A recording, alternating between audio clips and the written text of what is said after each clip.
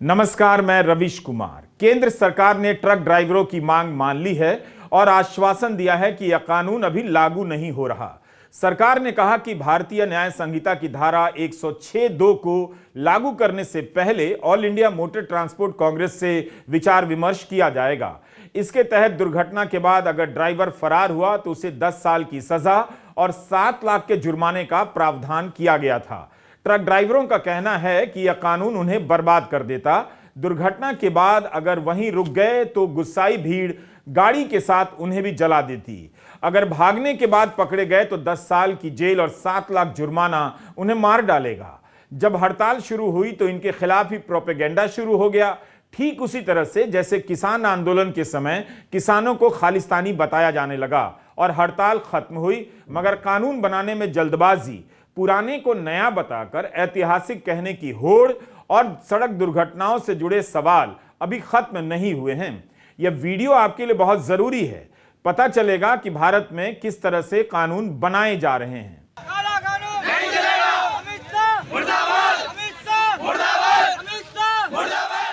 Truck ड्राइवरों ने जगह जगह पर जब अमित शाह मुर्दाबाद के नारे लगाने शुरू कर दिया, खुद को बीजेपी का पारंपरिक वोटर बताकर यह कहना शुरू कर दिया कि अगर यह कानून वापस नहीं हुआ तो आगे से बीजेपी को वोट नहीं करेंगे, तब जाकर सरकार को समझ आया कि भारतीय न्याय संहिता की धारा 106(2) को लेकर जिद नहीं कर सकते। ड्राइवरों का कहना था कि भीड़ गाड़ी में आग लगा देती है, मार देती है। दुर्घटना होने पर सजा मिलनी चाहिए, लेकिन भीड़ बनकर लोगों को यह अधिकार कहां से मिलता है? पहले इस पर रोक लगनी चाहिए। जब तक सरकार यह माहौल नहीं बनाती कि ऐसी स्थिति में कोई भी कानून हाथ में नहीं ले सकता, तब तक इस तरह के कानून का कोई मतलब नहीं कि ड्राइवर को भागना नहीं, वहीं पर रुककर लोगों के हवाले कर देना है ताकि लोग उसे मार दें।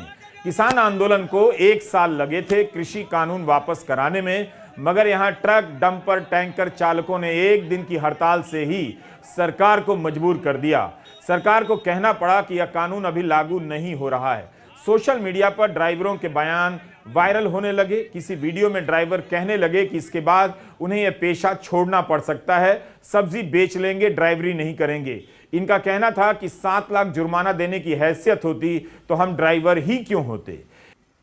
गलती करता छोटी गाड़ी वाला, बड़ी गाड़ी वाला। हमारी ये सजा के ऊपर कर रहे हैं, जो सजा घोषित करी गई है कि 10 साल की सजा है, और ड्राइवर को उठा के जो खत्म होगा उसको उठाएगा ड्राइवर, तो वो वैसे ही मर जाएगा। पब्लिक मार देगी उसको, वो उठा के कहाँ ले जाएगा? 10 साल की सजा भुगतेगा और 10 लाख रुपया जुर्माना देगा। वो कहाँ से देगा? मेरे घर में तो है भी नहीं है। रोज कमाता हूँ, रोज खाता हूँ, कहाँ से लाऊंगा? इन बयानों में यह बेचैनियां बता रही हैं कि भारतीय न्याय संहिता की इस धारा का संबंध जिन लोगों से है उनसे बातचीत नहीं की गई होगी। क्या आप जानते हैं कि लोकसभा में जब भारतीय न्याय संहिता का विधेयक पास हुआ तब लोकसभा के ही 97 सांसद निलंबित किए जा चुके थे। इस तरह से कानून बन रहे हैं और बनाने के बाद कभी वापस लिया जा रहा है तो कभी लागू नहीं किया जा रहा। पीआरएस ने हाल ही में एक आंकड़ा जारी किया। 15वीं लोकसभा में यूपीए की सरकार के दौरान 72% बिल विधेयक स्टैंडिंग कमेटी के पास भेजे गए। 17वीं लोकसभा में यानी मोदी सरकार के दौरान यह आंकड़ा गिरकर 16% पर आ गया है। इस शीत सत्र में एक भी बिल सदन की समिति को नहीं भेजा गया। इस लोकसभा में पास किए गए आधे बिलों पर 2 घंटे से भी कम की बहस हुई है। भारतीय न्याय संहिता 20 दिसंबर को लोकसभा में और 21 दिसंबर को राज्यसभा में पास हुई। 25 दिसंबर को राष्ट्रपति ने मंजूरी दे दी। जिस समय इस पर लोकसभा में बहस चल रही थी, आपको याद होना चाहिए कि उस समय विपक्ष के 97 सांसद सदन से बाहर थे क्योंकि निलंबित कर दिए गए थे। विपक्ष के सांसदों को बाहर कर विधेयक को पास कराया गया। जाहिर है गहन चर्चा नहीं हुई और अभी हमने आपको बताया कि सांसदों की समिति में विधेयक भेजे जाने का चलन भी कम हो रहा है, जिसकी वजह से कानून पर विचार विमर्श की प्रक्रिया कम पड़ती जा रही है, कमजोर पड़ रही है। इस कानून के बारे में यानी भारतीय न्याय संहिता के बारे में केवल खूबियां ही खूबियां आपको बताई गई, मीडिया ने इसका प्रचार किया, कमियों का आपको पता ही नहीं चला।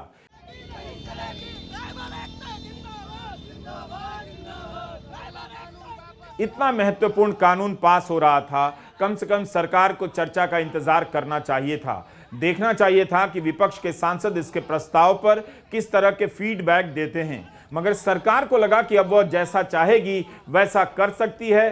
देश को विपक्ष की जरूरत नहीं, लेकिन इस कानून के पास होने के 10 दिनों के भीतर ड्राइवर समुदाय विपक्ष बनकर सड़कों पर सामने आ गया। लोकसभा में सबसे पहले जब इस पर चर्चा शुरू हुई तब तक 49 सांसद निलंबित किए जा चुके थे।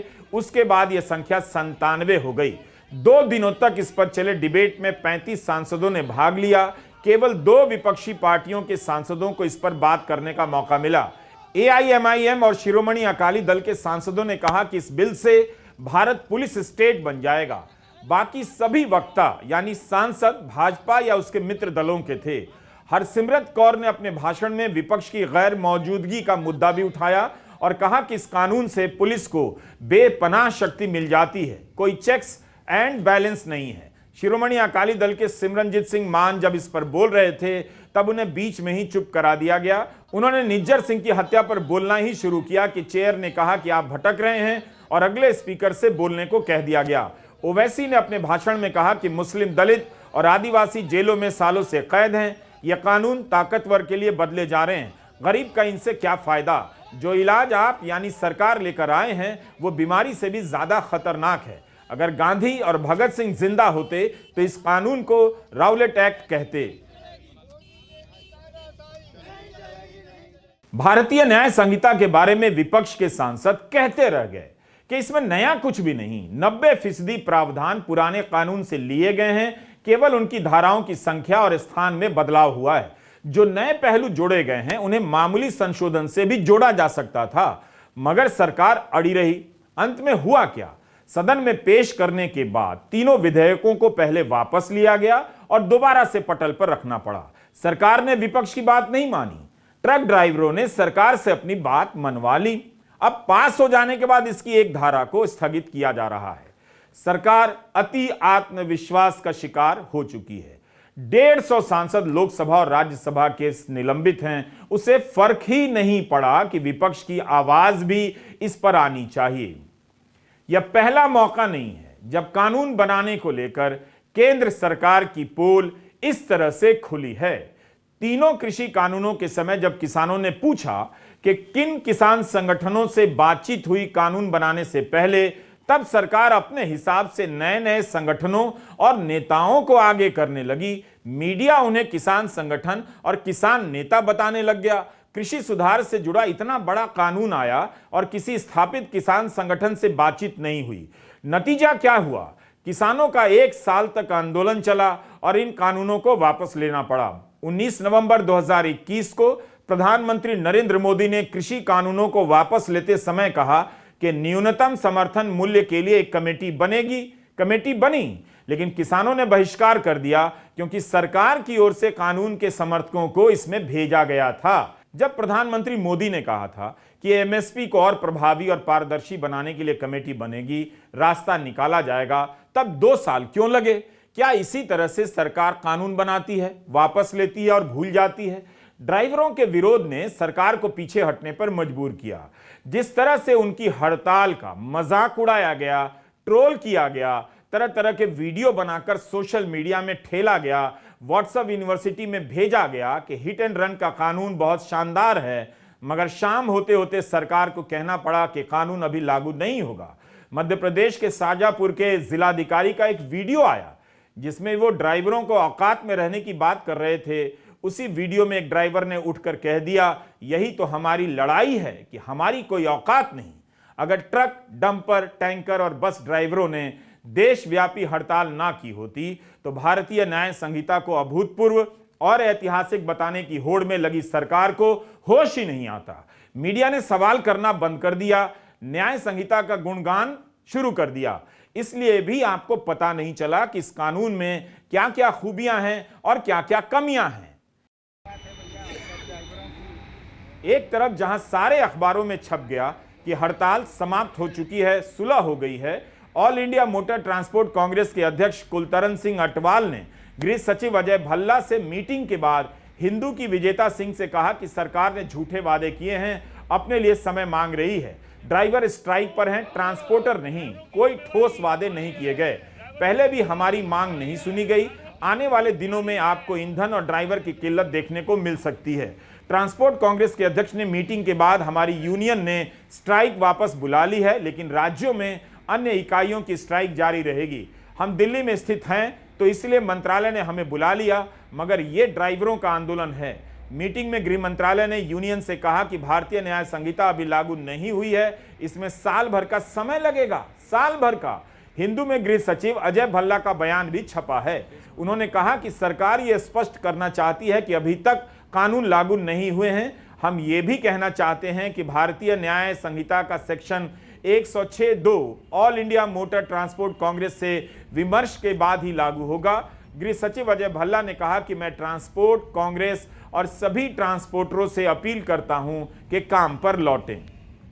सरकार को इस पे कोई ना कोई इस पे डिसीजन लेना पड़ेगा अध्यादेश जारी होने से पहले, क्योंकि हम एक ही उस लाइन के हैं। स्टाफ के साथ हमने अगर चलाना है, गाड़ियाँ चलानी तो स्टाफ ने चलानी है गाड़ियाँ, ड्राइवर चलाएंगे तो वो हमारी गाड़ियाँ चलाएंगे, चाहे मेरी चलाएंगे, आपकी या किसी की है। साइमल्टेनियसली सरकार के अपने भी फ्लीट है, रोड ट्रांसपोर्ट है, उनकी टूरिस्ट गाड़ियाँ हैं, अलग अलग स्टेट की ट्रांसपोर्ट है, वो भी ड्राइवर रोक रहे हैं। इवन ए सिंगल राइडर जो है हमारे यहाँ राइडिंग, टू व्हीलर वाला ड्राइवर भी और कार का ड्राइवर भी, वो भी उसी केस में आता, 304 के मुकदमे में आता है। लेकिन हिट एंड रन के अंदर ये जो कर दिया, ये कानून कहीं भी विजिबल नहीं है। इसी तरह 2019 के दिसंबर में नागरिकता कानून को लेकर देश भर में तनाव पैदा हुआ।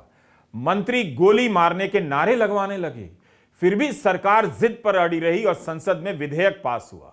विधेयक तो पास हो गया, मगर इसके नियम आज तक लागू नहीं हुए। सरकार को संसद से 8 बार विस्तार लेना पड़ा कि अभी नियम बनाने में समय लगेगा।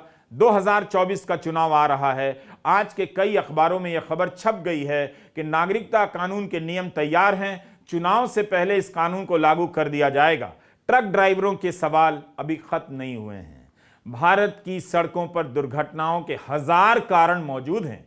किसी को भी लाइसेंस मिल जाता है, कोई ट्रेनिंग नहीं होती। हिट एंड रन के केस में चालक जिम्मेदार होते हैं, मगर हर दुर्घटना हिट एंड रन नहीं होती। दुर्घटनाओं के अलग अलग कारण होते हैं। सड़कों की खराब हालत, उनकी खराब डिजाइन पर किसी का ध्यान नहीं जाता। खराब डिजाइन के कारण कई जगहों पर दुर्घटनाएं ज्यादा होती हैं, मगर उसके लिए किसी की जिम्मेदारी तय नहीं होती। सड़क पर रोशनी नहीं होती और गड्ढे भर जाते हैं। सड़कों पर मवेशी का मामला तो अलग ही है। आप यूपी से ही खबरें निकाल कर देखिए, सांड ने कितने लोगों को पटक कर मार दिया और सांड के कारण कितनी सड़क दुर्घटनाएं हुई हैं। हालत यह है कि यूपी सरकार को सांड और नीलगाय से दुर्घटना में मारे गए लोगों के लिए 4 लाख का मुआवजा देना पड़ा। सांड से होने वाली दुर्घटना को आपदा की सूची में डालना पड़ा। आपदा का मतलब प्राकृतिक आपदा तक ही सीमित नहीं रहा, सांड भी एक आपदा है और इसके कारण दुर्घटना होने पर 4 लाख तक का मुआवजा मिलेगा। सवाल सड़क से सांड हटाने का है, जवाब सांड से मरने पर मुआवजे से दिया जा रहा है। तमाम चेतावनी के बाद भी सड़कें सांड से मुक्त नहीं हुई हैं। यह घटना या यह समस्या केवल यूपी तक सीमित नहीं है, देश के अलग अलग राज्यों में फैल चुकी है। फरीदाबाद के मनोज वाधवा के बेटे की मौत इसी वजह से हुई। 10 फरवरी 2014 को यह दुर्घटना हुई। मनोज वाधवा अपनी पत्नी बेटे के साथ 2 व्हीलर पर लौट रहे थे। रात का वक्त था।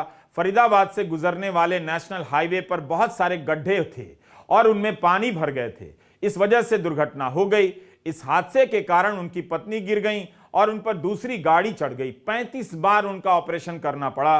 पत्नी तो बच गई, मगर बेटे की उसी वक्त मौत हो गई। तब से मनोज वाधवा इन गड्ढों के लिए जिम्मेदार लोगों को सजा दिलाने के लिए केस लड़ रहे हैं। जिन ठेकेदारों के पास सड़क की मरम्मत का जिम्मा था, उन्हें सजा दिलाने के लिए 2015 से मुकदमा ही लड़ रहे हैं। अभी तक फैसला नहीं आया है। अभी जो रोड सेफ्टी के कानून जो है वो सख्त किए गए हैं, जिसमें कि हिट एंड रन मामले में ड्राइवर्स के खिलाफ काफ़ी सख्ती के कानून लाने की बात चल रही है।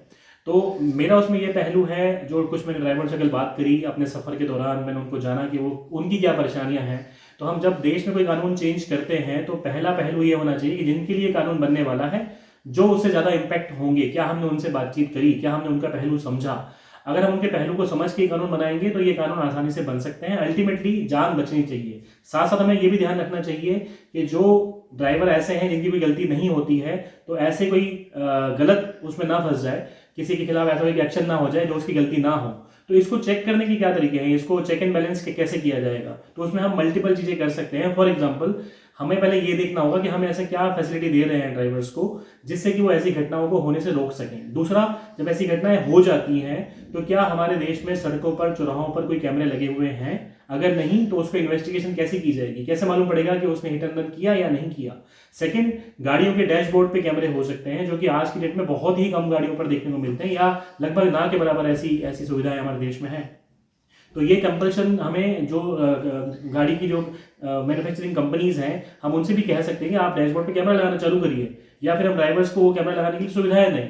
तीसरा होता है, जो सबसे महत्वपूर्ण पहलू मुझे ड्राइवर से बात करके समझ में आया, कि आप जब रोड पे चल रहे हैं, इतने घंटे आप रोड पे ट्रैवल करते हैं, बहुत ही कम सैलरीज में ये लोग काम करते हैं। अगर उसके बाद इनसे कोई घटना जाने अनजाने में हो जाती है तो उस घटना की इन्वेस्टिगेशन के लिए हम ये कैमरे काम तो आ सकते हैं, लेकिन कई बार अगर वो वहां पे रुक जाते हैं उसी स्पॉट पर, तो जो आम पब्लिक है उनके जान को खतरा हो सकता है ड्राइवर्स की उनकी वजह से, क्योंकि एग्रेशन होता है, उस टाइम पे गुस्सा होता है लोगों में। तो इस तरह के मामलों से निपटने के लिए हमें ये देखना होगा कि हम उन ड्राइवर्स के साथ उनके साथ बात करके समझें कि उनके क्या पेन पॉइंट्स हैं, उनके क्या इनपुट्स हैं, और वो लेने के बाद हम इस संदर्भ में जो कानून में संशोधन किए जाने चाहिए वो करें।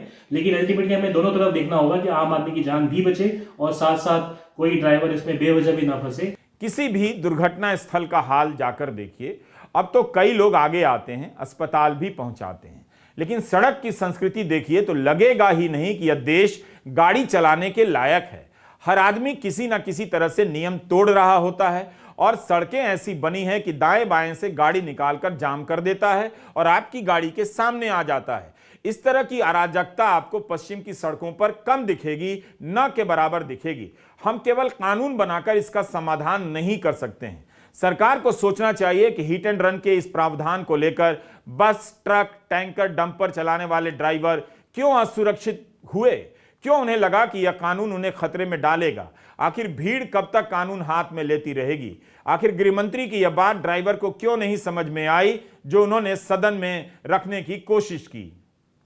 गैर इरादतन हत्या में भी मान्यवर हमने 2 बदलाव किए। एक बदलाव किया है कि कोई गाड़ी चलाता है, टक्कर लग जाती है, इरादा नहीं होता है, व्यक्ति इंजर्ड हो जाता है, और फिर वो व्यक्ति पुलिस थाने में फोन करता है, 108 में फोन करता है, अस्पताल में पहुंचाता है, तो इसका इरादा मारने का नहीं है। इसके लिए हमने कम सजा का प्रावधान किया। मगर जो टक्कर लगाता है और जो विक्टिम है उसको मरने के लिए छोड़कर पुलिस या अस्पताल को सूचना नहीं देता है और फिर पुलिस पकड़ते लाती है, हिट एंड रन केसों में 10 साल की सजा का प्रावधान हमने किया है। इससे ऐसे लोगों को अनिवार्य करना है। एक बात समझ नहीं आती, यह बात अमित शाह ने संसद में कही, रिकॉर्ड पर है, लेकिन यही बात सरकार के सूत्र ने पीटीआई से कही। इसमें सूत्र का हवाला जैसा क्या है? क्या यही बात कल सरकार ऑन रिकॉर्ड पत्रकारों से नहीं कर सकती थी? जो ऑन रिकॉर्ड है वो भी सूत्रों के हवाले से ठेला जा रहा है। अजीब दौर है, हंसी आती है मगर हंसने का मन नहीं करता। ट्रक ड्राइवरों की हड़ताल एक मौका है कि हम उनकी हालत के बारे में भी बात करें। सड़कों के अलावा कई तरह के सर्वे और रिपोर्ट हैं कि कम पैसे मिलते हैं, 12 से लेकर 14 घंटे तक गाड़ियां चलाते हैं, आंखें सूज जाती हैं, आंखें खराब हो जाती हैं, शरीर थक जाता है। ब्रिटिश सेफ्टी काउंसिल ने भी एक सर्वे किया था मार्च 2020 की। उस सर्वे की रिपोर्ट है कि ट्रक ड्राइवर 12 घंटे से ज्यादा काम करते हैं। 50% से अधिक ट्रक ड्राइवर ने कहा है कि वे थके होते हैं फिर भी गाड़ी चलानी पड़ती है। 5 में से 1 ट्रक ड्राइवर किसी ना किसी प्रकार का नशा करता है। 53% ड्राइवर अपने काम से असंतुष्ट हैं क्योंकि पैसा कम मिलता है। कई तरह की बीमारियां हो जाती हैं। राहुल गांधी ने भी ट्रक ड्राइवरों के साथ यात्रा की। ट्रक ड्राइवर ने उन्हें अपना हाल बताया। कैसे आए इस काम में? शुरुआत कैसे की? काम ही नहीं था। क्या करें? तो एक महीने में कितना चलाते हो? कितने दिन चलाते हो? ऑफ कितने मिलते हैं और कितने दिन चलाते हो? ऑफ नहीं मिलता था। हर रोज? हाँ जी, डे नाइट चलते हैं। और एक दिन में कितने घंटे चलाते हो? 12 घंटे चलाते हैं, 24 घंटे। मुश्किल काम है वैसे। और पैसा कितना मिलता है आपको? की तनख्वाह 10,000 दे रहे जी। 10,000 में बच्चे पल जाएंगे इस दुनिया में। 10,000 में बच्चे पालना। और 10,000 में कितने घंटे चलना पड़ता है? वही 24 आवर्स। रोड पे चलते कोई भरोसा नहीं होता। और अगर एक्सीडेंट होता है तो बीमा होता है नहीं होता? नहीं, बीमा में कुछ नहीं है। और जो आम ड्राइवर होता है कितने साल चला सकता है? लाइसेंस में सर डेट होती है, क्या कहते हैं 20 साल की होगी अब तो 20 साल ही ड्राइवर होगी जब तो लाइसेंस है। 60 वाले भी चलाने? हाँ जी, 70 वाले भी चला रहे, काफ़ी ऐसे और कभी भी निकाल सकते हैं? कभी भी निकाल सकता है। हाँ? चाहे हमारी अपनी खुद की स्टेट क्यों ना हो, ड्राइवर की कोई कदर नहीं। हम टैक्स भरते, सब कुछ भरते, फिर भी हमारी वैल्यू नहीं। बार तो डबल टैक्स हो गया जी, देखिए रोड टैक्स हो गया जी, टोकन टैक्स हो गया जी, सारे टैक्स बढ़ गए हैं, ऑल इंडिया परमिट का टैक्स हो गया जी। भारत में हर साल सड़क दुर्घटना में 1.5 लाख से अधिक लोगों की मौत हो जाती है। परिवहन मंत्रालय का आंकड़ा है कि साल 2022 में 4,60,000 से अधिक सड़क हादसे हुए। इनमें 1,68,000 लोगों की मौत हुई, करीब 4.5 लाख लोग घायल हुए।